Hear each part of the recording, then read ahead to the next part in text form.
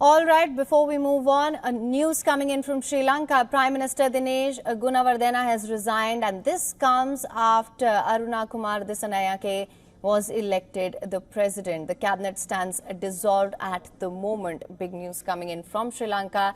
The Prime Minister has now resigned. This just before the oath-taking ceremony for Dissanayake, who was elected president. As you know, Sri Lanka was headed for an unprecedented election since the 2022 economic meltdown, and Dissanayake is expected to take oath of office today. Just ahead of that, there is news coming in that the Prime Minister, that is Dinesh Gunawardena, has resigned, and this comes after Dissanayake was elected the president. As of now, the cabinet also stands dissolved.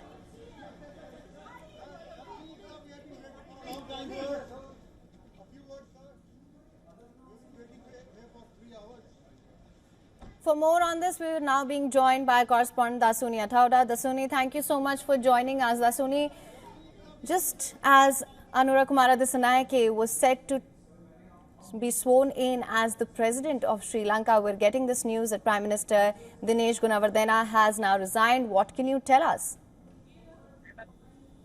Yes, we are, I think, 20 to 30 minutes away from expecting the arrival of President-elect Anura Kumar Dissanayake to the Presidential Secretariat, where he will be swearing in officially as the 9th Executive President of Sri Lanka. About 2 to 3 minutes ago, we did receive that as per Sri Lanka's constitution, which notes in Article 47 that the tenure of the office of Prime Minister, ministers and deputy ministers, the number of ministers, which looks into that the Prime Minister has now handed over his resignation to the President. This also paves the way to the current standing cabinet to be dissolved. So it would be interesting to see whether Anura Kumar Dissanayake would be mentioning this at his first address right after taking oath. He's yet to arrive here at this premises, but that is the latest. Now, this just adds to the long list of things that he has to deal with once he is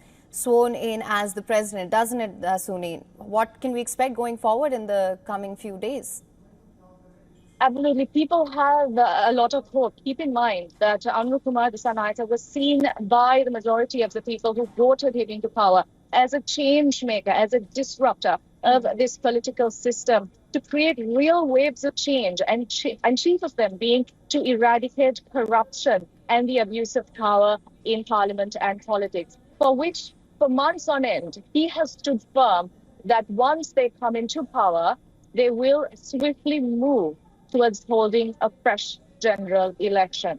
So that is the question that a lot of people have in mind as of right now and are waiting for that all-important confirmation from the president himself, whether he will be going ahead, as he mentioned in his campaign rally, or will he now sort of get recommendations from other political officials and state officials as to how best can they proceed with, or if they are to hold a general election. All right, well, Dasuni, thank you so much for bringing us the latest on this. We'll, of course, continue to track all the developments closely with you there.